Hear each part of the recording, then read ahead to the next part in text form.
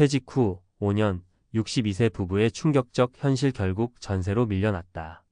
이 말이 남일 같지 않게 들리시는 분들 많으실 거예요.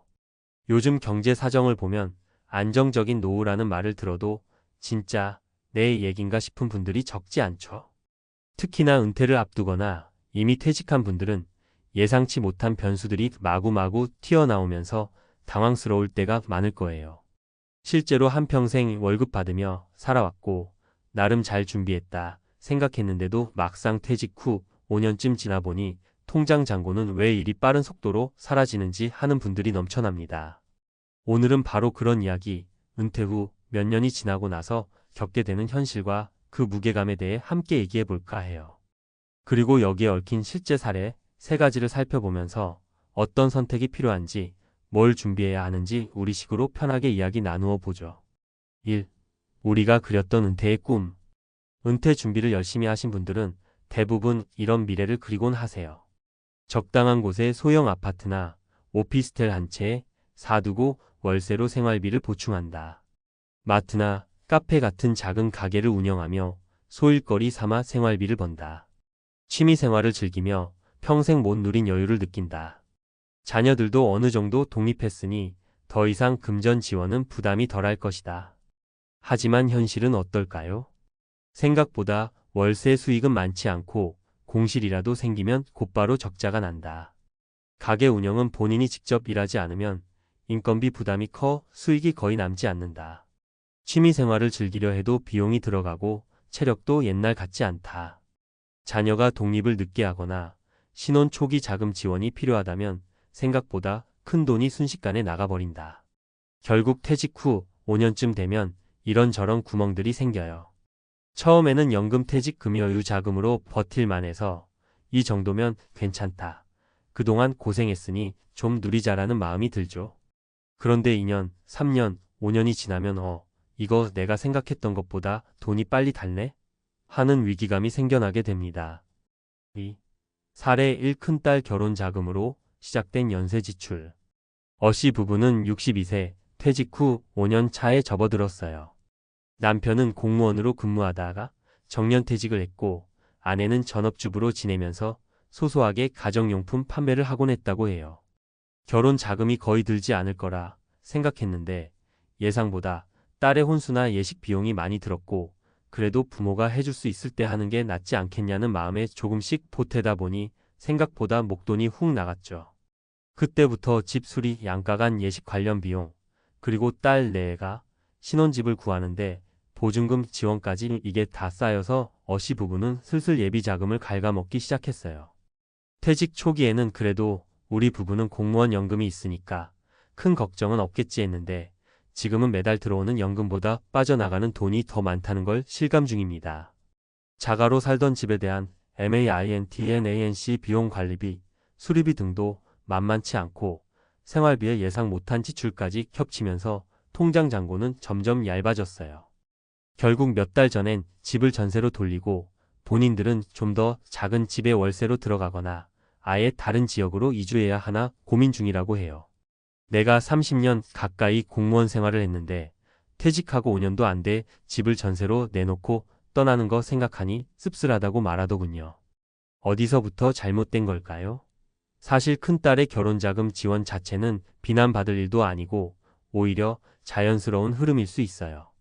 문제는 은퇴 후 갑작스러운 목돈 지출이 생겼을 때 다른 재정적 계획이 무너졌다는 점이죠. 그리고 우린 그래도 연금이 있으니 괜찮을 거야 라는 방심이 수입과 지출의 균형을 깨뜨린 거예요. 3. 사례 2 가게 차렸다가 오히려 빚이 늘어난 경우. B씨 부부는 남편 59세, 아내 55세 시점에 퇴직을 했습니다.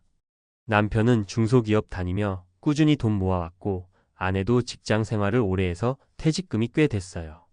두 사람 모두 가게 하나 열어보자 하고 의기투합해 작은 커피숍을 오픈했죠. 그런데 이게 생각보다 너무 힘들었습니다. 가게 월세나 관리 비용도 예상보다 훨씬 높았고 바리스타 고용 비용이 만만치 않아서 처음엔 둘이 직접 커피를 만들고 서빙하고 청소까지 전부 다 하느라 거의 고생의 연속이었대요. 그렇게 몇 달을 버텨도 수익이 변변치 않으니 결국 우리 둘이 이거 계속하다간 체력도 바닥나고 돈도 바닥나겠다 싶어 가게를 정리하려 했죠. 문제는 가게를 접으면서도 폐업 관련 정리 비용이 꽤 들어간다는 사실이었어요. 설비 비용도 미처 못 건지고 권리금도 제대로 못 받았죠.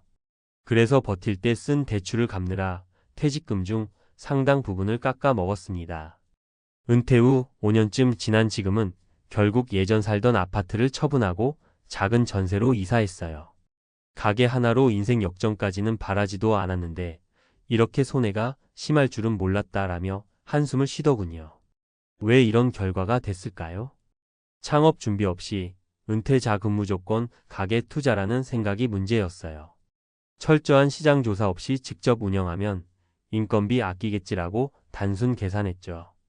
폐업 비용까지 고려해두지 않았고 경기가 안 좋아지면 생각보다 빨리 접어야 한다는 걸 몰랐죠. 4. 3 투자 실패 후 남은 건 대출뿐. CC는 60세에 퇴직한 뒤 퇴직금 중 1억 정도를 어디에 투자해야 할지 고민하다가 친구 소개로 해외 부동산 투자를 하게 됐어요. 솔직히 CC 스스로도 위험하다는 생각은 들었지만 친구가 자꾸 수익률 10% 이상 보장 같은 말로 부추기니까 흔들렸던 거죠.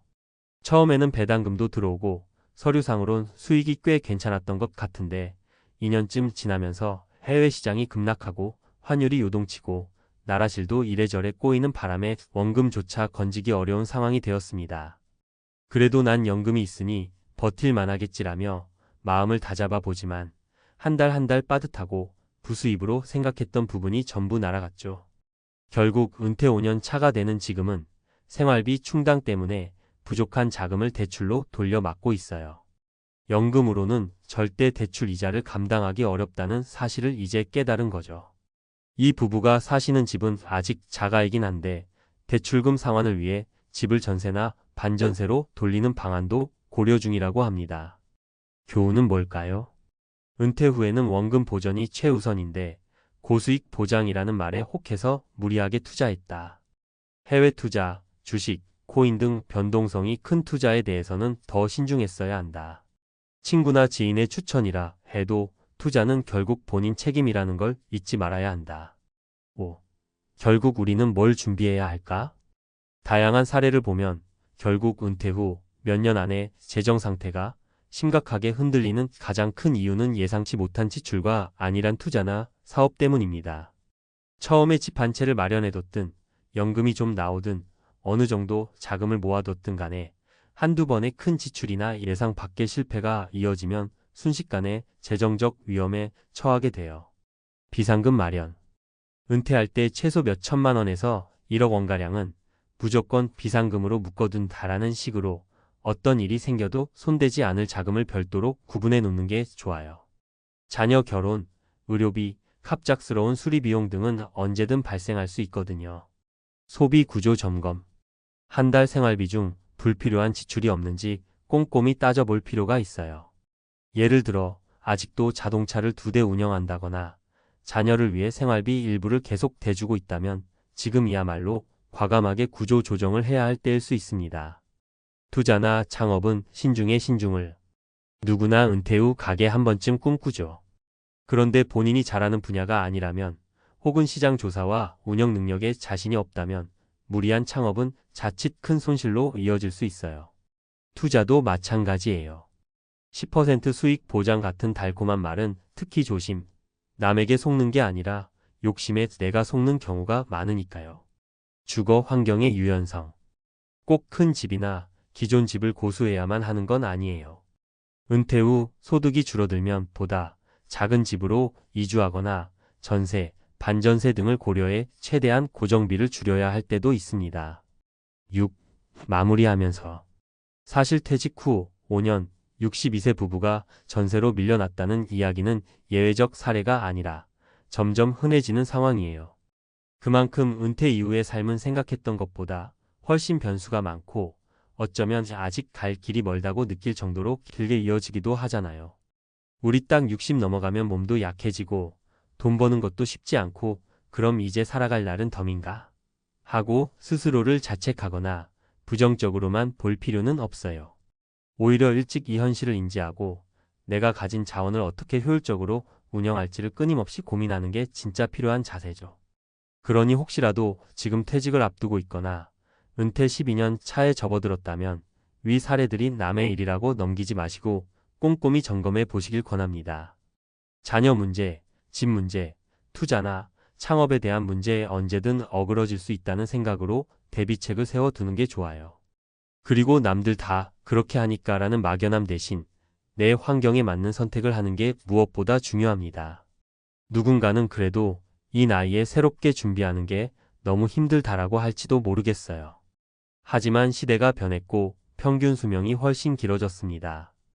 은퇴 후에도 20년, 30년은 더 살아갈 수 있으니 늦었다고 생각될 때가 가장 빠른 시작이 될 수도 있습니다.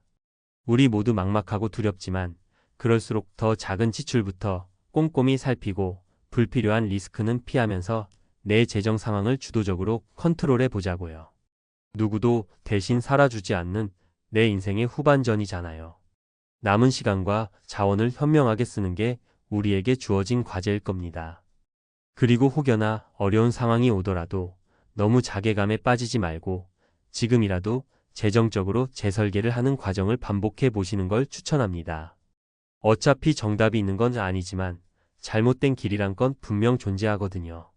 그 잘못된 길로 들어서지 않기 위해 혹은 이미 살짝 들어섰더라도 중간에 빠져나오기 위해서라도 은퇴 준비는 끝이 아니라 계속되는 과정이라는 걸 늘 기억하셨으면 좋겠습니다.